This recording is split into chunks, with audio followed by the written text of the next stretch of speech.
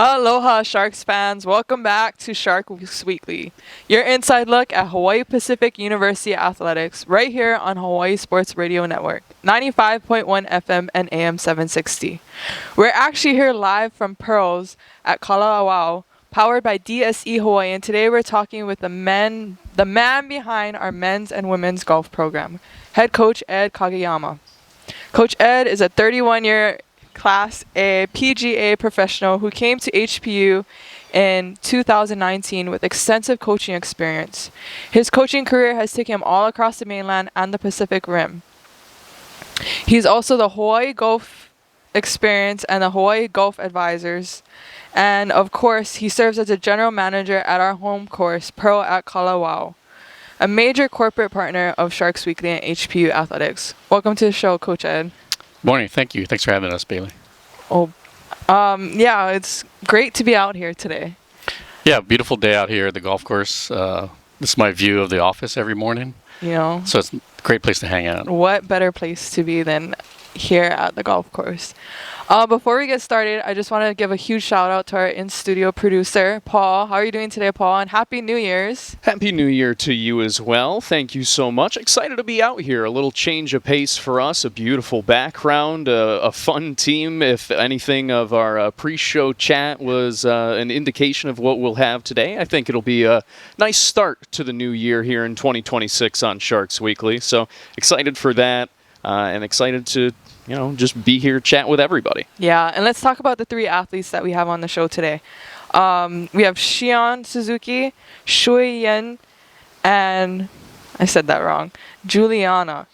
Shion has joined us in 2022 after transferring from Cal Poly, and during his time with the Sharks, he's put together 3 top 10 finishes, including being the individual champion at the 2024 Tim Tierney Pioneer Shootout. And he earned first-team All-Pac West honors, qualified for the NCAA Regionals in 2024, and this season he continues to lead, helping the Sharks earn a strong 4th-place finish at the 2025 Southwest Airlines HPU Sharks Shootouts. Shuiyun earned second-team All-Pac West honors in 2024, and this season, she's already collected 3 top 10 finishes, including shooting 154 over 2 rounds to claim individual title at the 2025 Southwest Airlines HPU Sharks Shootout, leading the Sharks to a dominant win by a 19-stroke margin. And let's not forget Giulana. She's from North Cal, a sophomore and in her 2nd year at HPU. Guys, welcome to the show. Thank you. Thank you for having us. Thank you. Thank you for having us on the show. Yeah, of course. And Coach Ed, let's start with you. Your teams have come out this year swinging, especially your women's team, breaking a few records already. You guys already won 2 tournaments. What do you think led to this milestone that you guys are really paving for the rest of the season? Everything's been a process, and so like a lot of times when we bring in, like even from Shui's standpoint, that from freshman year we kind of know what we're dealing with, and we try to build them all the way through. And so our senior leadership between her and Cami Kwong, who are seniors, we've had basically 3.5 years of developing them, getting to this point. And they played really well this fall, and senior leadership on the team led our way. And then players like Giulana and some of our freshmen, Isa and Yumi and Paige played well. And so just from a team contribution, they all played well, played strong. And sad to say that you develop them and then they leave. And so Cami graduated in December, which is great for her. Really happy for her to start her kind of next chapter in life. But yet, so we have to keep building. And so that's what I think everything's just coming together right now. Well, and you talk about everything coming together. Your success, not just on the course, but off the course. You had mentioned that your team had a 3.71 GPA this last semester. The women, yeah. That's not something to not brag about. So how do you kind of cultivate that? Because I see your guys' players every single time I come out here. They're putting in the work, but to be well-rounded as well. It may be a little boring and dry to say that, it's part of the recruiting process, but yes, it is part of the recruiting process. And then our philosophy is that if we have a golfer that has plays good golf and has good grades, they know how to time manage, they know how to prioritize things in life, and so just judging from that, coming out of high school, if they can do those things, then we think that we have a good individual for us to work with. Yeah, and then going to you, Shion, you're gonna be a senior or you are a senior this year, right? Yeah. So, what has been one of the biggest things for you that have helped, like from Coach Ed's support for you, I guess? Well, I think the last 3 years he's prepared me to make sure I can take care of everyone, even the freshmen coming in. And I think he gives a great example of how to manage people. So I think the last 3 years helped me make sure that I can be a good example for others. Yeah, and Shui, you're also a senior this year. So having those younger classmen and people that are coming up, definitely looking up to you, how does that feel as taking in that leadership position? It feels like, because I came from the freshman that stage, and then after 3 years I grew up, and then now I need to show a good example for the freshmen, the coming freshmen, which is, it feels good that you can show the progress to them too. To set a good example, I guess. Yeah, and G, can I call you G? Okay. This is your second year. I guess what are you excited about going into your second year? I'm excited to win more tournaments and get better progress and play better. And our team is very close, so like just to improve on that. And yeah. And you know, those first 2 tournaments that you guys won, how was that feeling afterwards? And not only knowing that, did you guys know that was the first tournament in HPU?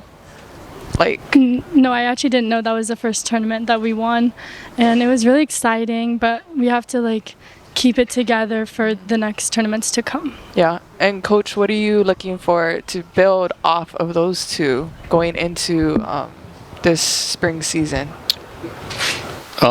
Keeping the momentum going, keep reinforcing the things that we've been working on. Like G was mentioning, a lot of things that we work on through practice, they actually put into play in the tournament.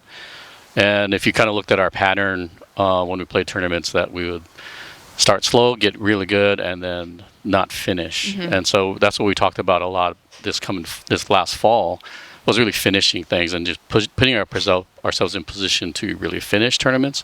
And that's what they did. And so by actually experiencing it and then having the results that we're looking for, it's paid off. So hopefully we can just carry that momentum on into the spring without really setting expectations too high. Yeah, and I want to kind of switch a little bit to, I guess, your coaching philosophy. And I guess what's one thing that, as an outsider looking in, we see your success that you're cultivating and all the work that you're putting into community. What's something that your coaching philosophy, as your coaching philosophy, that we wouldn't see from the outside that your players get to see and experience? One of the things that, I always look at things big picture. And so kind of like big picture, this is our goal, how do we get there? And you kind of distill it down to, okay, these are the things we need to work on. And one of the things I think that, they probably get tired of me talking about is just process orientation. And that it's really into the process and how well we actually do the process, execute the process, but really how deep we get into the process. And to me, that's really important for success. Yeah.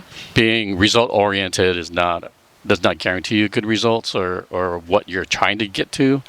And so just because you want it doesn't mean it's going to happen. And so if these are the goals we establish, what's the process for us to get there? And so it's really focusing on the process, on what we need to do to work on, what we need to work on to really try to put us in position to achieve the goals that we set.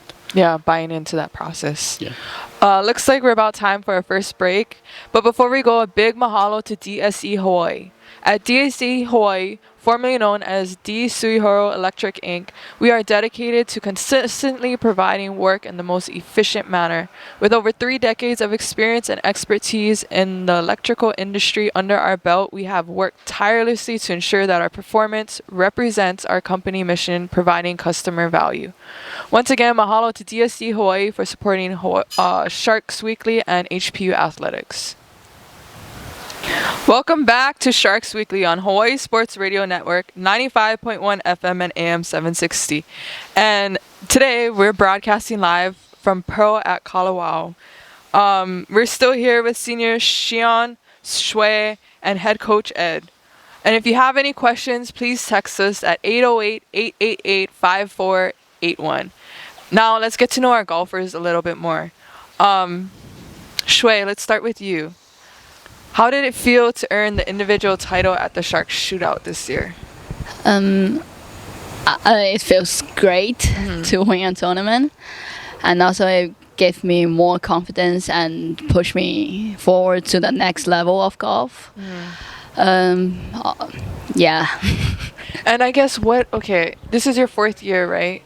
What have you been working on the most in your game? Have you seen it grown? Like, golf is so meticulous when it comes to certain things, right? So what have those things that you've been working on in order to get to this point? Since I came to college, before I work on my swing, putting a lot, but since I came to college, I work on like the new stuff like course management. Yeah. That's how Coach I keep telling us course management and the mental part of the golf game during tournament. Have to have a strong mental. Yeah, that's probably, and also need to work on like, you need to have confidence when you play tournament. You need to trust in yourself. What about you, G? What is one thing that you've been working on going into your sophomore year that you're hoping to see transition into this spring season? I've been working on my process a lot more, taking it slower, because when I rush through a lot of my swings, it doesn't end up well. So going through my process and having a good mental game has really helped me. And I look forward to seeing what will happen this spring. And yeah. Can you explain a little bit about how mental of a game golf is for people that don't know or don't? Like, my mental game is not the best. Like, I'll say something in my head like, oh, I can't do this swing, like I can't hit, like I don't know how to hit it, and it'll just like turn out the wrong way, like it'll go where I don't want it to go. But if I just like have more confidence in my swing, saying like I got this, like the turnout will be great, and like I will be in the right spot.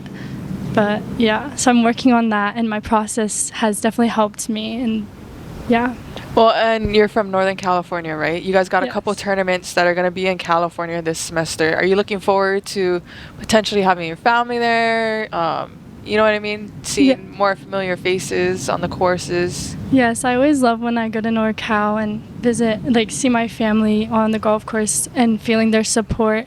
Also, my coach also goes to my tournaments, which is also very nice and helps me feel more relaxed. Yeah, well-rounded, yeah. Yeah. And what about, Shion, what's it like being back on Pearl? You guys had a little bit of a stint where you guys were practicing at Prince. Yeah.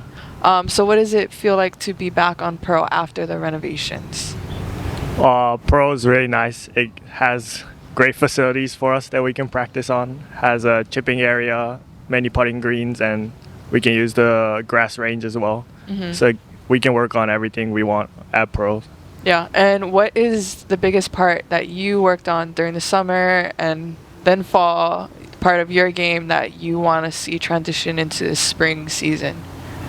I've always worked on like my swing and everything, and I keep working on that, but I think short game, like chipping and putting, is something I need to work on, and that's been my weakness. So trying to get my weaknesses better, but also keeping my strengths, is something I worked on. Yeah, and you talk about weaknesses, but my question, like, what has been one of the toughest places that you found yourself in your golfing career so far? Does that make sense? Like, because you guys talk about how mental of a game is, and we do find ourselves kind of in those situations where it is tough. And how did you get yourself out of that? I was kind of struggling a lot, like last year and this year, or last year. But because golf is such a mental game, like you hit a few bad shots and you think everything is wrong with your swing, when sometimes that's not the case. So then, like having to work on my process and making sure I have a clear mindset going in shots, because at practice it can be easy, like there's no pressure, there's nothing, so you can hit good shots, and then once tournament comes it can be pretty hard. But learning to be in the right mindset and helps me to execute those shots, so practicing the mindset part is pretty big for me. And then coach, obviously like each player is a little different, right? So how do you help them with their mindset, or kind of resetting their funk or their attitude, I guess, for lack of better words, when you see that? So when we kind of, like in the beginning when we start watching them play when they're first here, we kind of do an assessment of like, okay, this is what we're working with. And then we kind of have this idea like, okay, this is where we think we can get them to in 4 years. And then we can chart that path. And so, yeah, everyone's different. We have to figure out a plan for individually for every single person. And people's pace that they'll learn and develop is going to be very different too. And so it's we do have to kind of figure that out, and we monitor it as we go. And the hard part about it being, say, a team sport is that each individually they're working on something different, and they're working on something different at different times. And so it's getting them all to play well all at the same time, even though they're on all different programs individually. And so that is the hard part, try to put that all together and get them all in that same mind frame for tournament play, even though they're all at different stages and development and all that kind of stuff. And so, like Shion and Sui have been spending enough time with us that stuff that we can talk about with them are going to be a whole different level of what we're talking about. And whereas freshmen, we're talking to them about it at a different level. Yeah. So do you guys have any like pre-ritual course stuff where you talk about trying to get them all like in the same? Is there anything that you do with them before, or you just kind of let them do their own? I don't let them do their own thing. No, well, I try to do this with. I usually travel with the women's team, and one of the things that I've been trying to get them to do, and I have some success on it, is on the car ride over is we play loud music and we sing to it.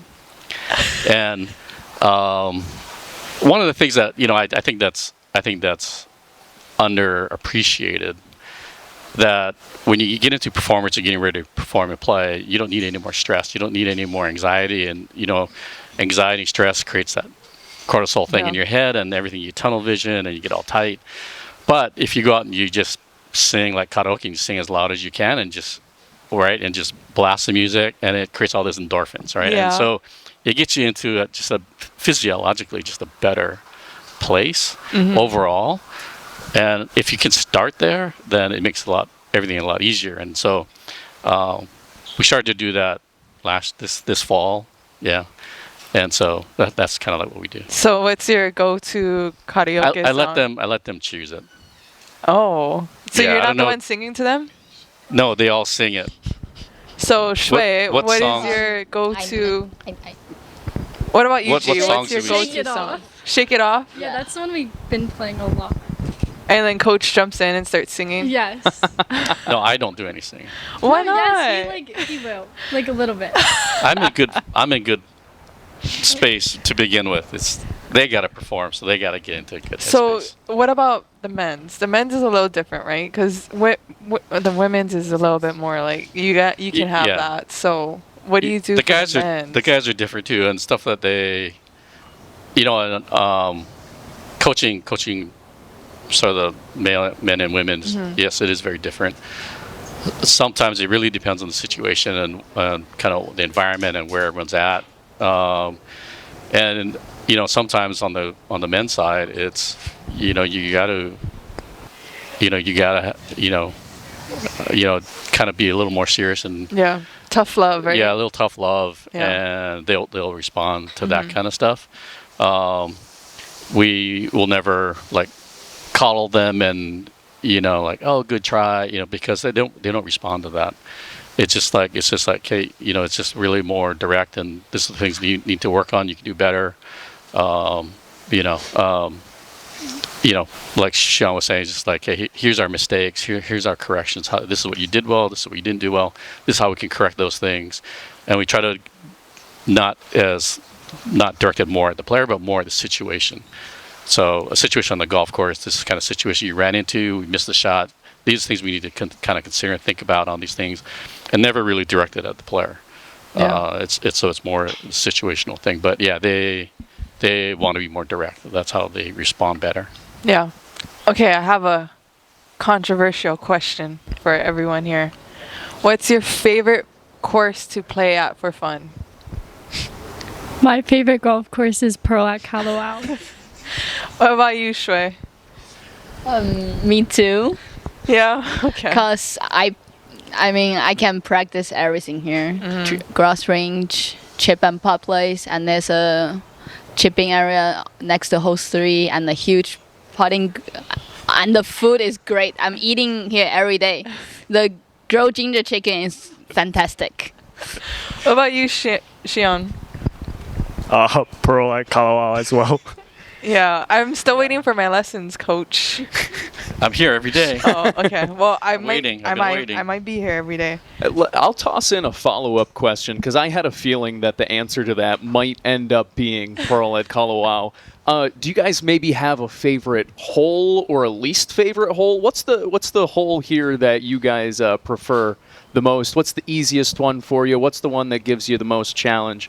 Whatever. At Pearl, there's no easy holes. All the holes are tough, so there's no hole that I particularly like.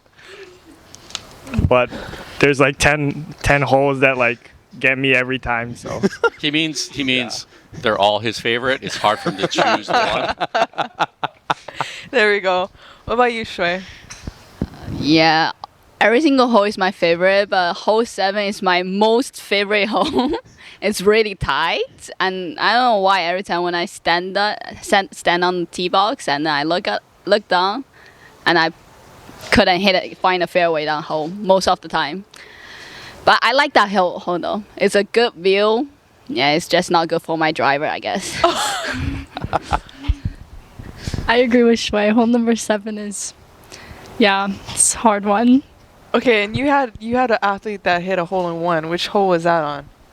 Hole 6 and Yumi Sugimoto on hole. Yumi is hole 13, I think. 13. Yeah, the uphill one. Yeah, Oh, that's it. wow. That was a good hole in 1. Sounds very complicated. We're going to take a quick commercial break, but before we go, Hawaii Pacific University Athletics is sponsored by Pepsi.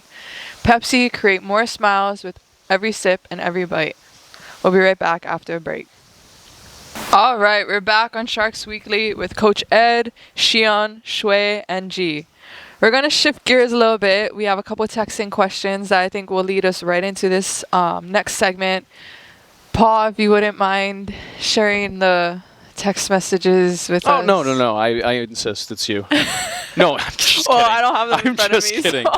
Yes, and if you want to get in on the conversation, of course, shoot us a text at 808-888-KGU1. That's 808-888-5481. Coach, I'll give you this first one because I'm sure you've seen your fair share of golfers with yips, but our texter shot in, if you or yourself or someone had the golfing yips, how would you suggest that they get out of the funk? I think it's a couple things. It depends on what they're having issues with. If it's putting or chipping or those kinds of things, that you address them a little differently. If in general, what we do is like you have to play through it, and so if you're having trouble with it, you just got to keep playing. You just got to keep going through. And the analogy that we use is like if you're coming through a storm, you got to go through the storm to see what's on the other side. If you always go up to the storm and retreat back, you'll never get to the other side of the storm. So you have to go through it. And so keep playing, keep practicing, keep doing. Now, in more detail, though, is like how do you do that and what you're doing. So like on putting, A lot of times on putting, people have yips on putting. It's mainly because they're focusing on the ball and they're focusing down, and it's more downward focusing. So what we'll do is we'll have them putt while looking at the hole, not at the ball, and so it gets them past this. So the reason why they have this little yip thing at the bottom of their swing is because they're so concerned about what's happening at the bottom, and so they have a little flinch or tense up. But if you're looking at the hole and you can't see the ball anymore, then it kind of works them out of that issue of worrying about the ball, what's happening at the bottom. And so it's you start developing the yips in that situation because you're so focused on what's happening at the bottom that you're worrying about it too much. And you have to kind of go the opposite side of the spectrum and just like totally get it out of your mind, get it out of your vision, so it's not even part of your reality, and you just start solely focusing on target.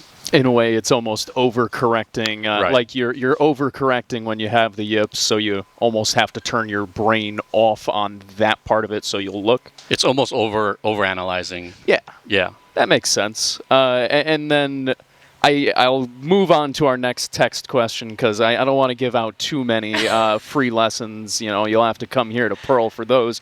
But Friend of Sharky texts in, what's the most expensive mistake you've made on the course, or perhaps your most expensive round? I know that I've had plenty that ended up completely emptying my bag full of balls at the end of my round. So have you guys had any situations like that? Any rounds like that? Have you had a hole that made you, I don't know, lose your cool or something? You threw a club. I don't know if that's anything you guys do, but what was the most expensive round mistake that you guys can remember? It doesn't have to be expensive, like dollars. Yeah, it's just more like wise. yeah, Experience, expensive, whatever. You're in a good position in the tournament, and then something happens, and Shion has no answer. Shion's saying, I've never had that problem before. Can I say that? Yeah. Go ahead. One tournament was the Canada tournament where I lost a lot of golf balls because my swing was very off and this was his freshman year. My mental game was not the best and it was raining. And if I had my mental game and my process together, I feel like I would have gained, didn't lose all the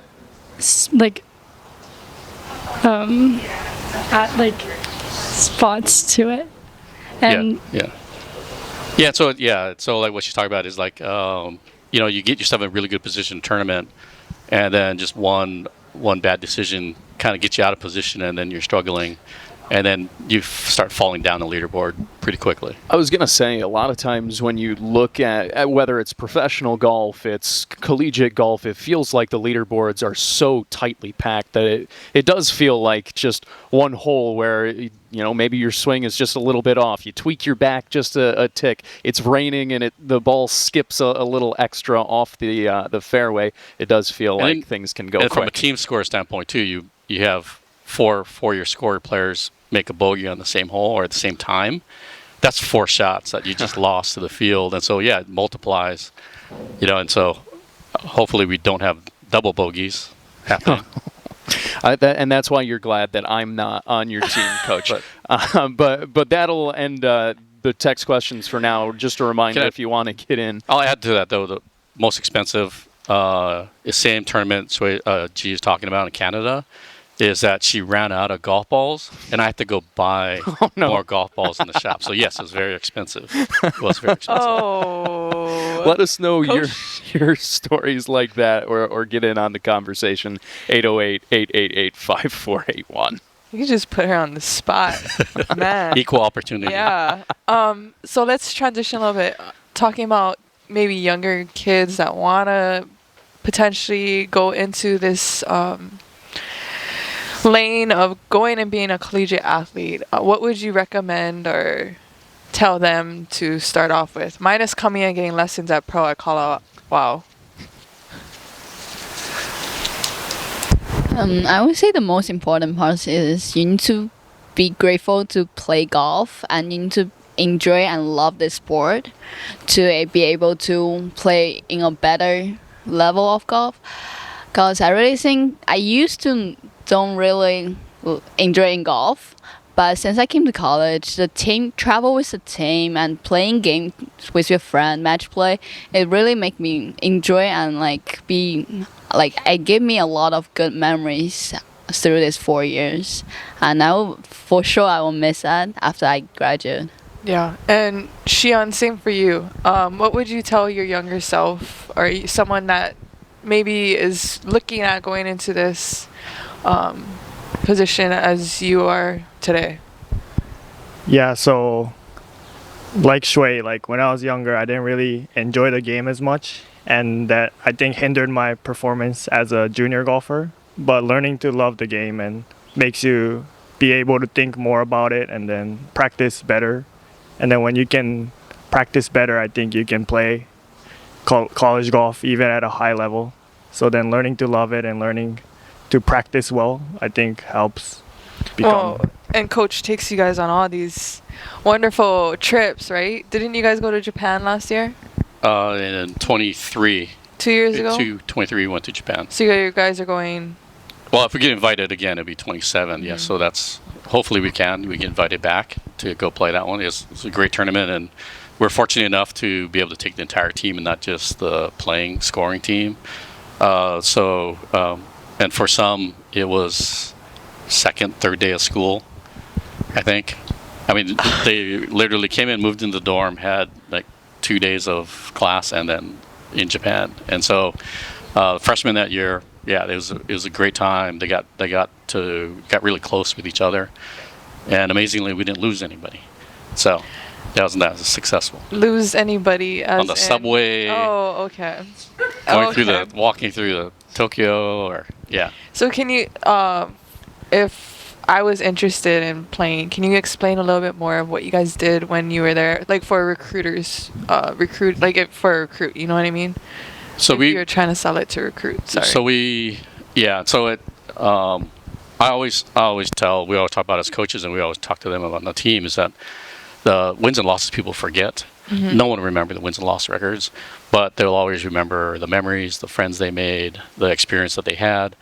And so everything that we do is really geared toward that. And so it's even some of the tournaments we play that I look for the opportunities on what else we can do, and to create just a better experience as a team. And so when we played a tournament in Monterey or Carmel, and so we went to Pebble Beach, walk around Pebble Beach, and just take pictures down there, and we do those kinds of things. In the tournament in Carmel, we'll normally stay at a Holiday Inn or a Hampton Inn or something like that, but we stayed in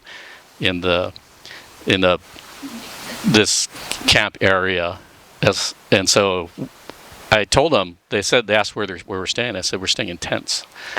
And they laughed and said, no, really, where are we staying? I said, no, we're going to stay in tents. And so we stayed at Carmel Valley Inn. And that's, you can talk about that experience. Yeah, you're laughing over there. I kind of want to hear a little bit about it. Well, I was surprised. There's actually a huge tent. Uh-huh. And yeah, there's no wall, it's just a tent. It's actually a tent.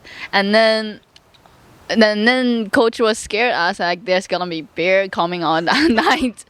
And one of my teammates just standing outside of my tent and knocking on the tent. I went out and they screamed. And then I got scared. I screamed all night. Hopefully no one heard that, but yeah. Everybody heard that one. You told them there probably was bears? Yes. Well, it's out in but there's no bears forest. over Bobcats. How was this was like a bougie tent. This was not like a normal like camping tent. This had like everything in it: a kitchen, a bathroom. Really nice bathroom. It was really nice. Yeah, it's but my group that we stayed together scared them. Her group. But they're known for glamping, and so, but it's a nice property, just unique experience. Yeah, and that's all what it seems like you're building for these young athletes, for both the men's and women's experience. We're gonna take a quick commercial break, but before we go, Hawaii Pacific University Athletics is sponsored by Volunteer Ally, because every volunteer needs an ally. We'll be right back after the break. We're wrapping things up on Sharks Weekly with HPU Golf head coach Ed, Shion, Shui, and G. Before we go into this last segment, Paul, I know you said you had one more text question. Can I turn it over to you? Thank you. Yeah, of course. No, this I was really a fan of this question. This came in first, but we saved it for last. How do you guys think that being a part of this team has affected your overall college experience? I think a lot of people hear about the mystique of being a collegiate student athlete. Either they have one feeling about it or another. How has being an HPU Shark golfer specifically, how has it impacted your time at HPU? Playing golf at HPU, there's a lot of positives. The only negatives are the bad rounds I played, but everything else is great. I built great friends through the 4 years, and just every experience, the tournaments have been great, and I had a lot of fun. Yes, same. My only negative is when I do have a 4 putt, which is a lot of times. But other time, I'm being able to go all over the place in US and go out of state. I went to Canada. It's like all those experiences are really good for me, and I love to travel with the team. And the day offs are great too. Yeah, just all the memories being created together as a team has really helped, and just being on a college team for me was really important to gain more knowledge about golf and just having fun as a team, even though you have like bad days, but you make the best out of it. Yeah, and Coach, your team is very diverse. Can you talk a little bit about that? We do really well with the players that just want the opportunity. Maybe they're not as well known. They don't have the tournament resume of some other players out there, but they're really looking for the opportunity. And so they have the things that we're looking for, but because they're looking for the opportunity, they work hard. They will mesh well with the teams, and they'll just dedicate themselves to having the opportunity. And so that's where we think we do the best with those types of players. Also, being a small school that we don't have a huge war chest of athletic aid to just hand out to everybody, and so that helps too. That people that just want to be here, want the opportunity, and those are the ones that we feel we have to do well with. And so for us, a lot of times from a regional aspect too, it's a lot of the players will be coming from all over, especially from international, because they don't have the U.S. resume of tournaments that a lot of other people do. And so that's how kind of we kind of find our players, is just that they get on our radar some way, a lot of times through people we know, coaches we know, instructors. Like G came to us from her instructor in California. We had another one. I knew a golf professional in Northern California that one of his students, same thing, didn't have a big resume, but talented, physically talented, had the passion, wants to do it. And so that's how we find a lot of our players. But you also give your players a totally unique experience. Like, how many colleges are able to have their players out on the, you know what I mean? Like, you being the GM for this beautiful golf course, giving them that experience as well, right? Yeah, and we're fortunate in that. I'm fortunate in that I'm allowed to, do dual roles. But it, for our type of program and size of our program, it allows our program to actually probably have more opportunity than a lot of other programs, especially at the D2 level. Yeah. The part of the renovation design here that we did in 23 and 24 was to really produce a golf course that could hold higher level competitive events, but also training facilities. And so a lot of our players that come out here and practice are young professionals. They're playing on mini tours in Japan and Canada, We're going to have a couple tour players come out here tomorrow to play. They're getting ready for Sony. But if you can learn how to play on this golf course, you can probably play anywhere, any other golf course out there. And so what we're finding is that a lot of the good players are coming here to train because of that, and we have everything that they need to work on. Yeah. We have it here, and so we're very fortunate for us the team to be able to come out here and practice. Yeah. And I guess going back to your diversity, kind of creating that cultural experience, what has been like one of the biggest things that you found success in being able to create this cohesive culture within your both men's and women's? Like there's a few years ago, a couple freshmen came in, one from California, one from the Philippines. They both came in the same class and immediately just hit it off. That was the year we went to Japan. I don't know if that had anything to do with it, but they're like best buds, and that's the stuff that we are proud of, that we create these relationships that last beyond their time in college. There's a couple other relationships that hopefully should go past college that have bridged men's and women's programs.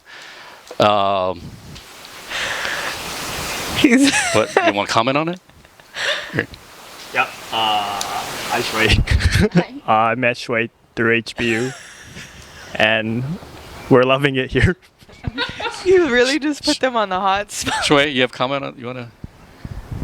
Yep. Thank you, Coach Ed, for creating this relationship. And I know you're doing a great job on creating other people's relationship too. And our freshmen. There's three yeah, now. There's 3 now. 3.5. I guess that goes to the type of players you recruit and how like-minded they all are, right? Yeah, well, yeah. And you're really playing matchmaker over here. That's been a unintended outcome, but you know, I think it goes back to who we recruited, that they're just really good people, and you know, it's actually fun to hang out with them. You know, when we travel and, you know, stuff that it's actually, we actually have a good time. So, you know, I'm here every day. They come out here and practice and stuff, and, you know, we joke around, all that kind of stuff. They'll hang out in the office and those kinds of things. It's just it's just good people, period. Yeah. And you get a little break from work and get to do coaching. Yeah. It's too funny. Anyway, I have a question for all of you guys. You guys are all not from Hawaii. So what has been the biggest adjustment food-wise for you, and what has been like the biggest like favorite food basically? Oh, actually I don't really eat raw fish before. But since I came to Hawaii, I started eating raw fish like poke bowl, and I really like spicy poke. And they do have one here now at Kalauao restaurants, spicy poke bowl on the pupu menu. Yeah, I've never really liked spam musubi, but since coming to Hawaii and trying at Pro Kalauao, it's pretty good. What about you, Shion? I feel like many food in Hawaii is like similar to Japanese food, Yeah. and so I didn't really have a problem like adjusting to it, and I really enjoy all the food, especially at Pro at Kalauao. Before we wrap up here and make our final putt, Bailey, we did get another text question in, and this one's fun. Similar to the favorite hole question, when somebody asked, "What's your favorite club to use?" I suppose, in a way, that can be one of those weird BuzzFeed personality tests of what your preference of club is. So, I guess, Coach, I'll start with you. If you have a favorite club in your bag to use, and then we'll let the players answer. It depends on the day. It's whichever club listens to me. That day is going to be my favorite club. Actually, I'm really happy with my driver. I actually found a really good setup on my driver that I really like, and so that's been my favorite club right now. Well, for me, if I'm hitting the driver well, I think that's the most fun part about golf, is being able to hit it far and straight. So if that's going well that day, then that's my favorite club. But if not, also depends on the day. For me, my driver is doing pretty good during practice, but normally in tournament I feel nervous and everything. Driver does not go too well, so I'm still need to work on that, but driver is still my favorite club. I would say my driver is my favorite club, and it definitely helps me in tournaments competing with other girls. And that's it for Sharks Weekly. Huge mahalo to Coach Ed for having us out here at this beautiful golf course. You've been listening to Sharks Weekly, broadcasting live from Pro at Kalauao, powered by DSE Hawaii on Hawaii Sports Radio Network, 95.1 FM and AM 760.